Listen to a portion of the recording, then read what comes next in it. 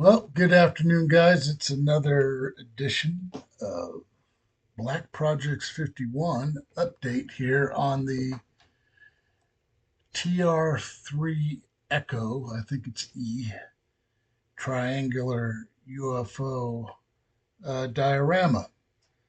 Similar but different to the flying saucer one I did for Timothy Alberino, and it's going to be significantly different. Thing about this thing, it's such a uh, vastly smaller scale.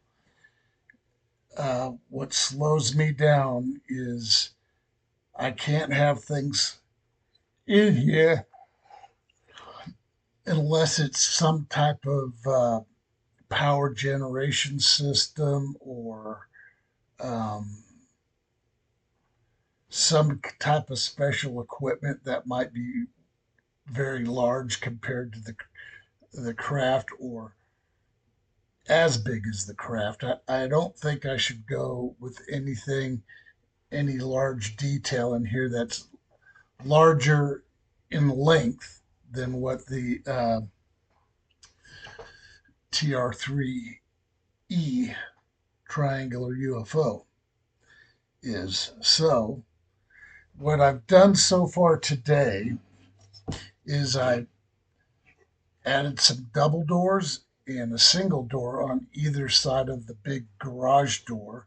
And then I put some washers around the red lights above the big garage door. And I've been working on other stuff, but this is what I've got. So let me get a better grip on it. So there's the one door, obviously, and then that's the double doors. There is a ever so slight gap in between those two double doors. So that's how small the people would be, to be able to fit through those doors. And probably since they are in a hangar, there'd probably be larger doors than normal.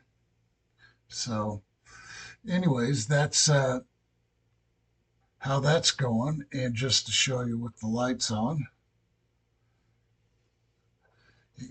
you can see that those washers seem to have a effect on it that is washes out those washers. Maybe the light source is actually reflecting back on the LED or something. I don't know. But yeah, so that's what I've done today. Oh, and I went through a bunch of my junk parts, and I got a bag full of Greenleys here that um, I may or may not use. So they're going to stay with this, and a lot of this stuff would have to be cut down, modified, whatever. And they're all different kinds of plastics, which is kind of a pain in the rear. Sorry for getting up and walking away here, but I wanted you to see the progress I've been making also on the Nebula class. Um, let's see, I got another part. What's in so one thing I've learned about this is this particular warp nacelle is slightly tilted up more than the opposite side. And it's not because of what I've done. This particular um, warp nacelle pylon is unfortunately warped, and it's resin. I'm going to try heating it up and see if I can affect any change, but I got to be very careful because I could bust it again. So, yeah, and then I've got power leads with the two small wires sticking up right there, uh, coming into the warp nacelles. Um, what I did just to add is interesting detail, and besides that, you probably won't even see it, but I cut some zip ties down and put them right there. So, like I said, the way the ship's designed, you're not going to really see it. So um, that's where that's at. And as you guys can see, I lined the warp nacelles with aluminum tape, which if you haven't gone to Home Depot, they're model builders, and you'd like to do lighting, um, this aluminum tape is very reflective, obviously, and it's adhesive backed, and uh, it's an excellent light blocker. No painting, no mess, nothing like that. Um, so that's where that's at.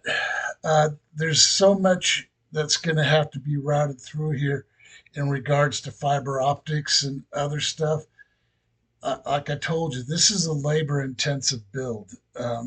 Aside from uh, just the difficulties I may run into, and with warped pylons and so forth. So, and I don't know if the warped one, yeah, I do know. No, no, it was the left one that was busted, and it looks better than the one that didn't break. So I am going to very carefully I'm going to get the heat gun out. Probably not today. I'm a little tired. Didn't sleep that well last night. So, yeah. So that's where that's at. And then the other part, which is the secondary hull.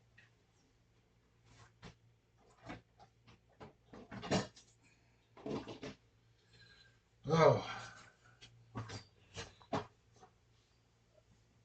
even though I screwed up some of these windows but that's all I'm cutting.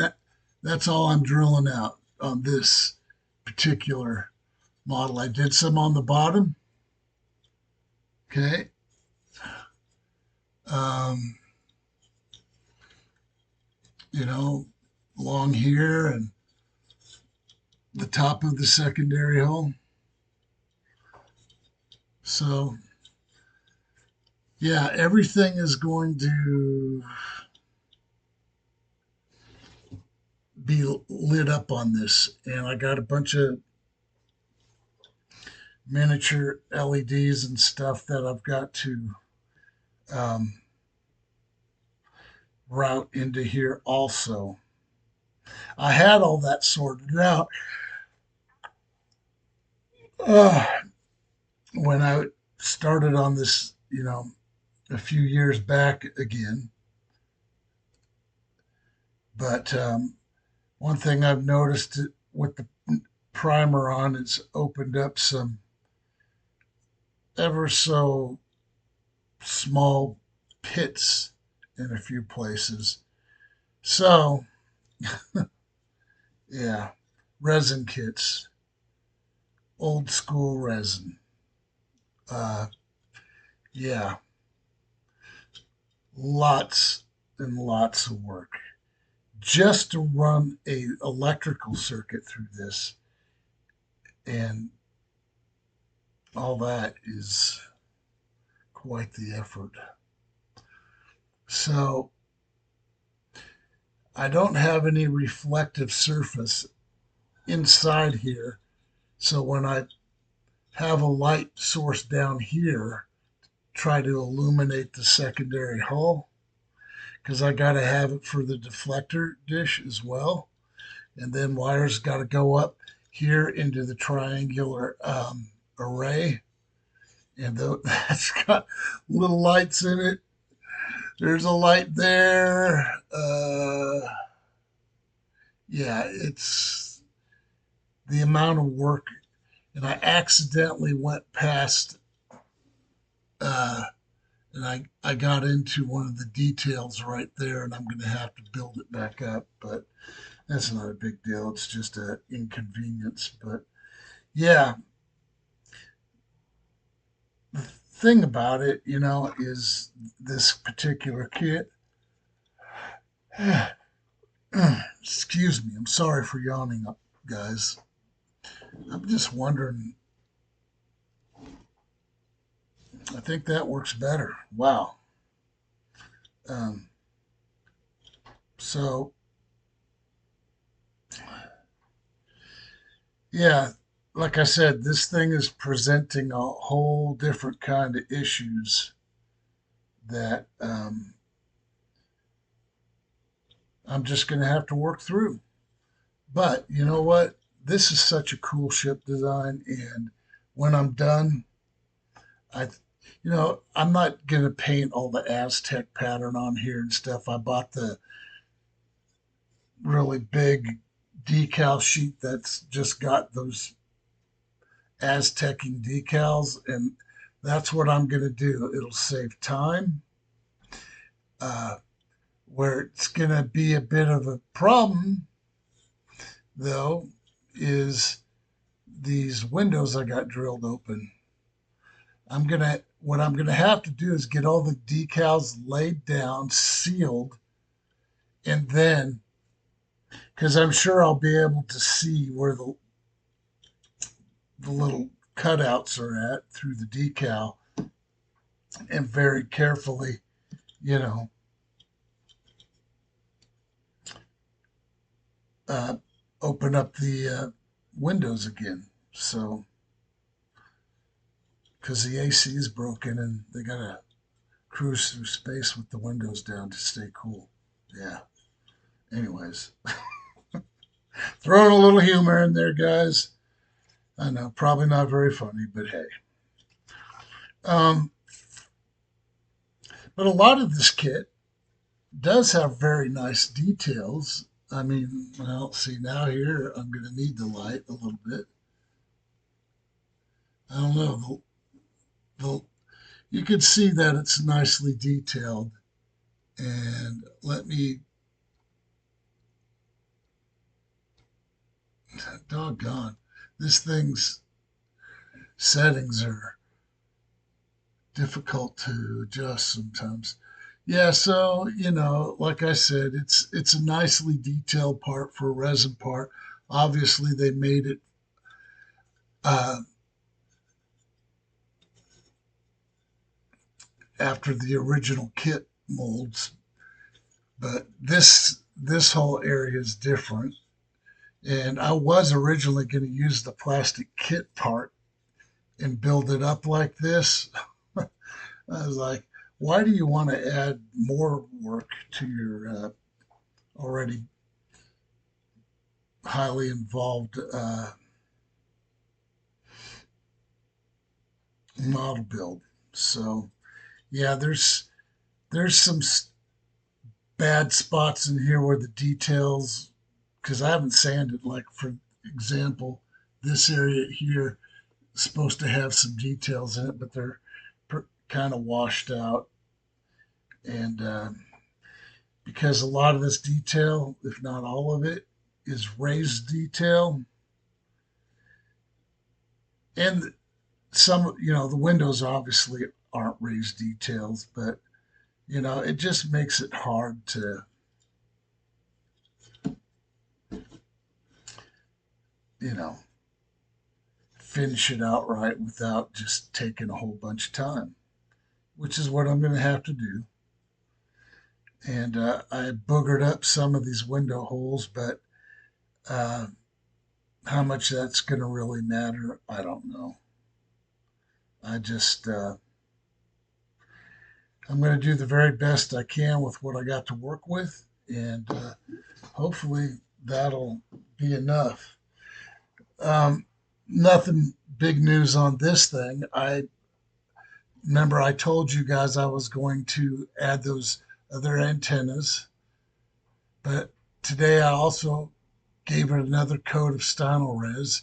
So what I can do now, I'm going to let it sit overnight, maybe, or just wait a few more hours.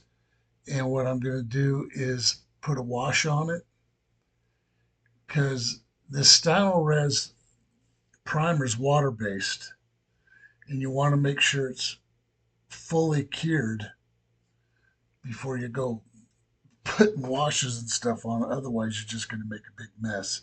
But boy, when it dries, even right now, you guys can't really tell from this, but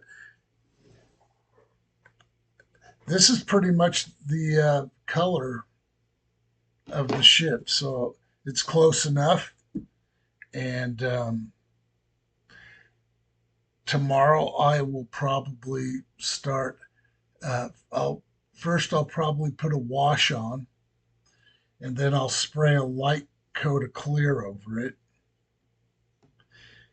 and then I'll do any panel accents that I want to do on here, because you you got to do some paint work on it.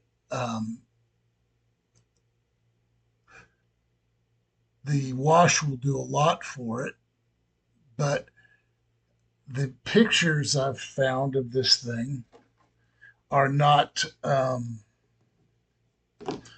what's the word? Oh, I don't know. You know what I think I did? My little cap for my, um, oh, shoot. Yeah, for my X-Acto knife, I think I accidentally may have thrown it in the greebly bags.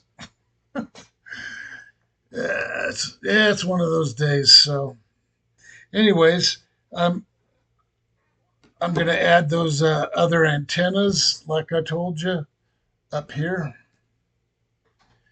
I'll probably just make them out of stretched sprue. You heat up a piece of scrap sprue and you stretch it out and you hold it tight until it cools. And then you got yourself some little whip antennas, I guess. So, yeah. So that's what's going on with this thing. Um, yeah, the engine nozzles and stuff, I'll probably um, go ahead and paint gunmetal or with some maybe silver accents. I don't know. We'll have to see. I'll see what I can find as far as references. I've already looked, and I wasn't impressed with the amount of resource material. So, yeah, that's pretty much it right now. The diorama, triangular UFO diorama, it's, a lot of thinking before doing, and the scale concerns, because it's at least 1/44 scale, and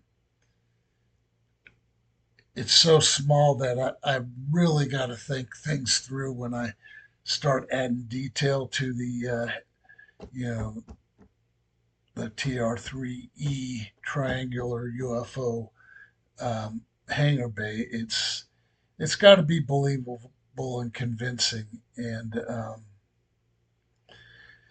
yeah, those little doors I put in there, I will probably.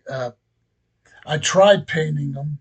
I could have put them on a piece of tape, you know, backwards loop a piece of tape, put it to the table, and stuck those things on there and painted them that way, but I didn't. So I've got to gingerly take a small brush and, put probably the darker gray on the doors.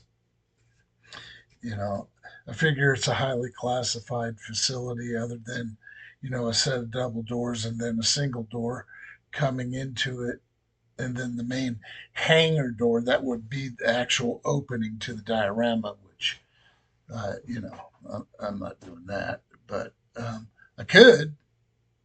I could put a header over the front of it, and then some side panels, and then make another front door, if you will. Um, I don't know. I could even make them sliding doors. which really wouldn't be that hard. Um, but you know, I don't know. I also one of my CYLON figures that I 3D printed. It's all in gloss black right now. I'm going to go ahead and let that thing cure for 3, 4 days. And then I got that chrome paint I showed you. And I should spray a test panel, though, because I think that's an enamel. It, on the can, it doesn't really specify. So, and a lot of those chrome paints, those specialty chrome paints that are supposed to really look like chrome, we require a gloss black lacquer um, base, and then once you paint the chrome on it and it cures and dries, it looks like chrome. However, I you know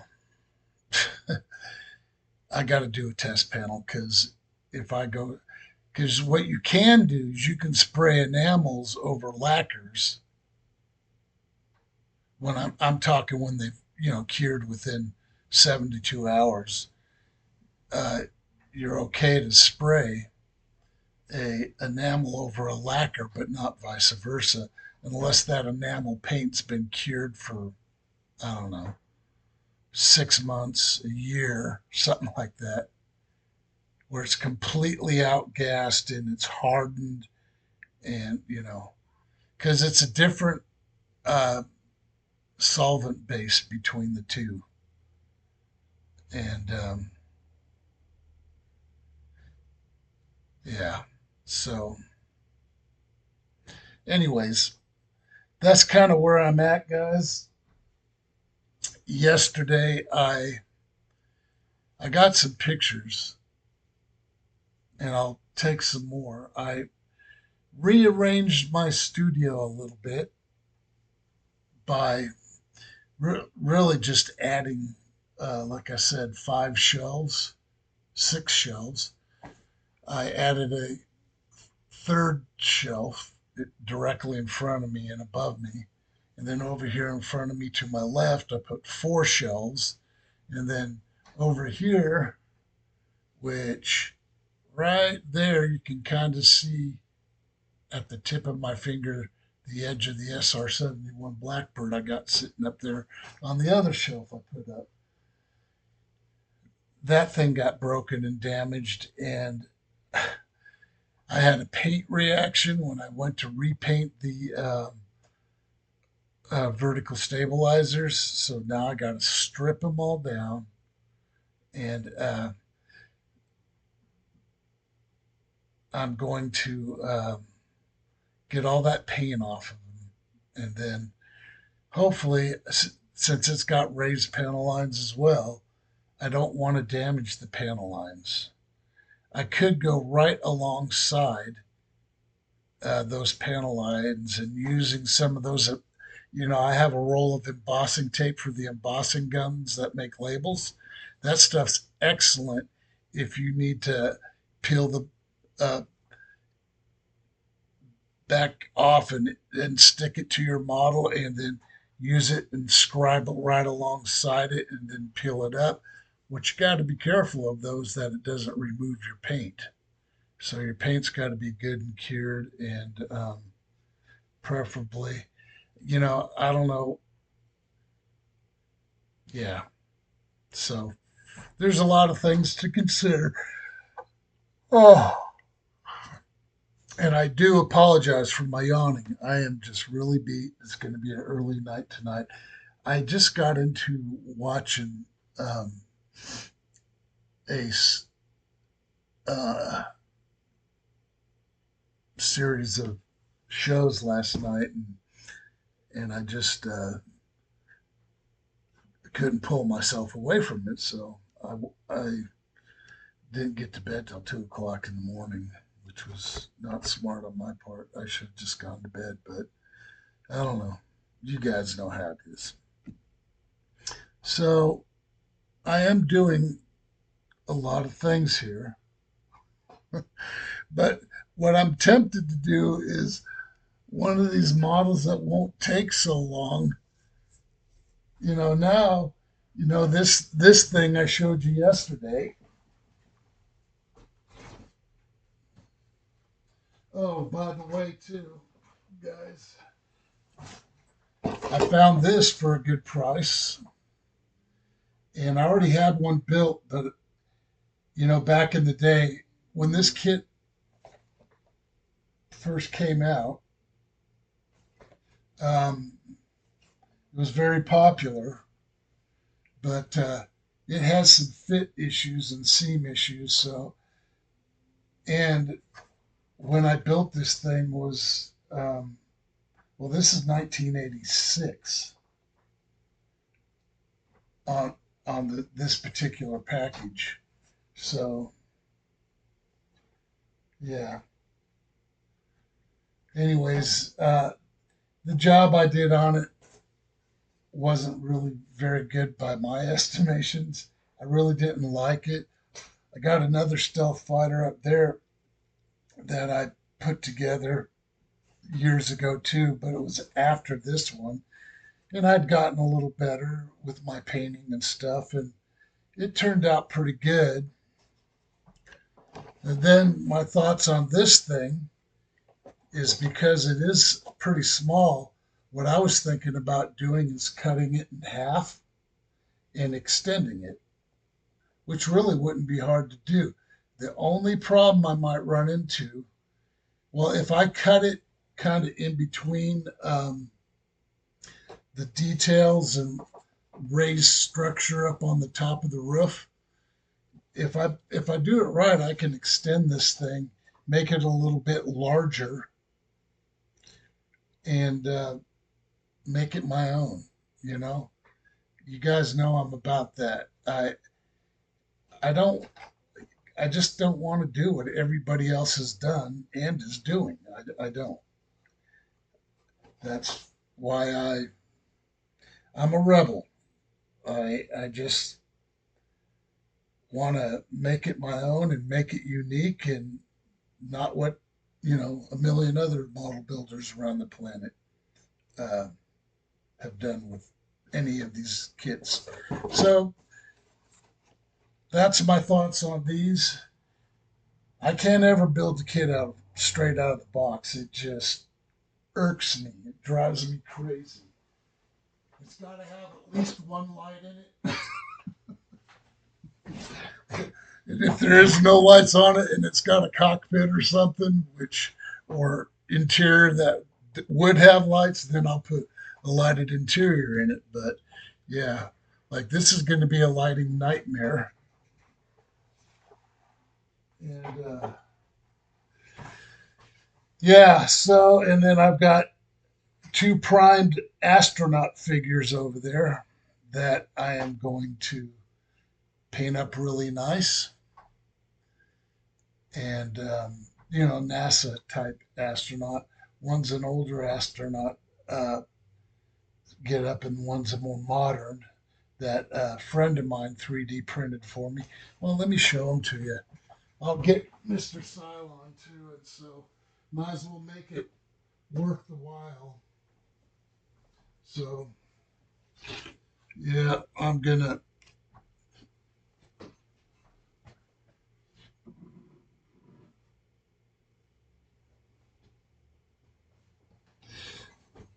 Mr. CYLON is dry, but it's still wet enough to where if I pressed hard on it, it would um, probably leave fingerprints. So, this is the stealth fighter that I was telling you about. I built this 40 years ago. It was when my painting was better, which I'm going to do some touch up on this thing anyways. but it's still in really good shape. The landing gear had broken off, and they're still not sitting right. This kit, the landing gear, is too short. So what it does is, what instead of resting on the landing gear, it rests on the freaking wingtips. It's a flaw in the kit. I was thinking about tearing them off and trying to fix them and make them better, but I don't know. Anyways, that's my one of my many stealth fighters. I do have um, a black, where did that thing go?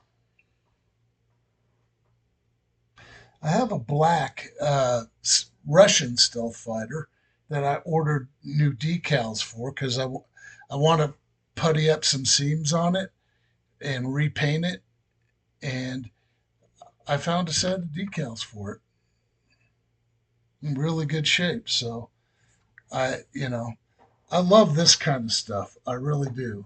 And so that's what I got there.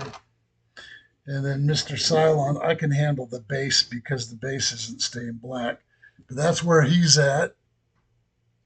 So, because there's so much chrome with this dude. Yeah. And then this is the 3D printed. I added the base to it just because they didn't want to stand up very well on their own. There's a spot under the helmet, the chin area there, that's messed up from the 3D printing that I'm going to have to clean up. It's got the striations in it, but you know what? By the time I get all the paint on it and stuff, it won't matter. And I'll probably paint that visor gold and then put a nice clear coat on it. And then this one is actually a toy figure, and it had a base on it which was missing part of it. So I put another base on it. And what I may do is take some milliput or something, make a mock, moon surface or something on it. And then I'd like to actually fabricate a clear visor for this dude. And it might require me adding some extra details. I don't even know if this is an American astronaut. Oh, yeah, it is, because there's an American flag ever so slightly on his um, left shoulder. So, yeah, those are some other things that I've got going. So, what's cool about this little astronaut here, too, is hollow, which I think is just a byproduct of the filament printing vice, what I have, which is, you know, uh, 3D resin printing. Yep. So good stuff. And I've I'm just trying to pace myself. And oh, I've got a CYLON base star up there. I took a piece of 2x4, drilled the hole in it, and put a rod up into the base of that thing because the base is long gone for it. And so to do something besides just set it directly on the shelf. So it's that's just temporary because I've got plans to disassemble that, fiber optics, and then repaint and all that kind of stuff. So yeah, it's easier than buying another kit, and kit prices have really gone up ever since the pandemic, the fake pandemic. Yeah, in my humble opinion. So yeah, it's if I can find a set of these decals, I will probably redo this one as well because I wasn't into filling in panel lines, and there was a paint faux pas on the bottom there, and so I just want them to look their very best, and quite frankly, it doesn't. So, and I have gotten better over the years at doing this stuff. So, um, and I've gotten better from watching some of you guys out there. So, um, you guys, some of you guys out there have really uh, been helpful in sharing build tips and techniques and things like that.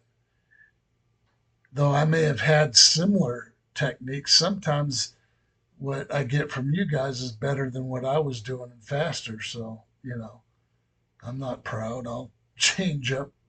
So, yeah, I am trying to, in my thought process, is leaning to trying to put a little bit more focus than I have been on young people that might be watching the channel because um, I want them to engage in the hobby and enjoy it and have fun. And, it's a very wholesome hobby and keeps kids out of trouble, gets their creative juices flowing, teaches them how to follow instructions, pay attention to detail, all that stuff. There's so many good things that could be said about um, uh, the hobby. So, with that, guys, I'm going to let you go. I hope you've had a great day so far. And what is it, Saturday? Yeah. And I figured out that we're in a time change too because my watch wasn't saying what my cell phone was saying. So I had to, what is it, go back an hour.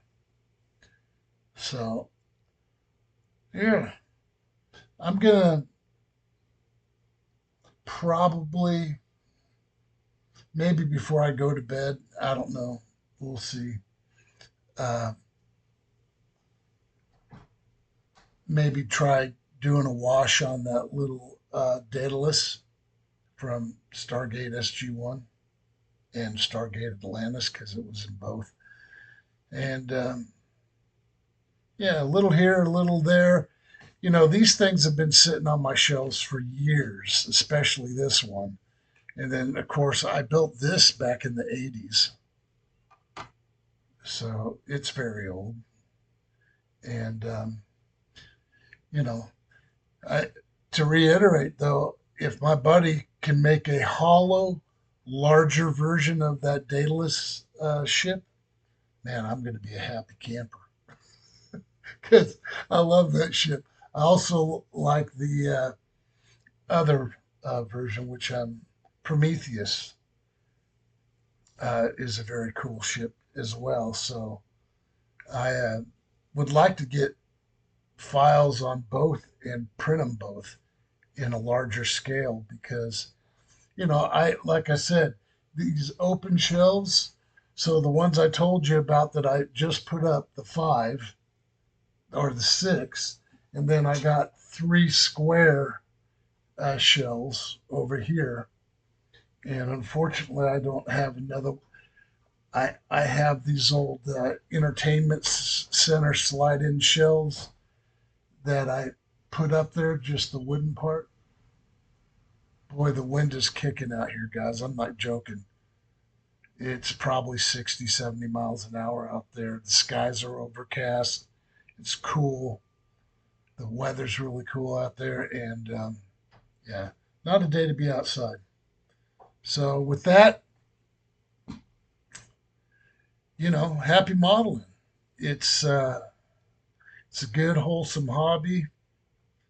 And if you haven't noticed, I like to build anything, honestly, but sci fi is my absolute favorite, especially spacecraft, because design aesthetics are what really drive me. The cooler a design is, like this, for example, in an aircraft, even the different designs in spacesuits or spacecraft or whatever, I love that stuff. It's the design part of it that I love the most. You know, if it's a really cool looking design, then I want to build it. You know, I just how I'm wired. And there's another thing too in the modeling community. There's a lot of really nice people in the modeling community. Just chilled, laid back, artistically inclined people. And some of them out there are amazing. The things they do are just off the charts. So I want to get up into that crowd again. I used to be very recognized, and I've won national awards and all that for my some of my model builds that I entered in contests and stuff. So, yep, gonna work hard at getting better. Ah, okay, that's a sign. I gotta go. Peace, guys.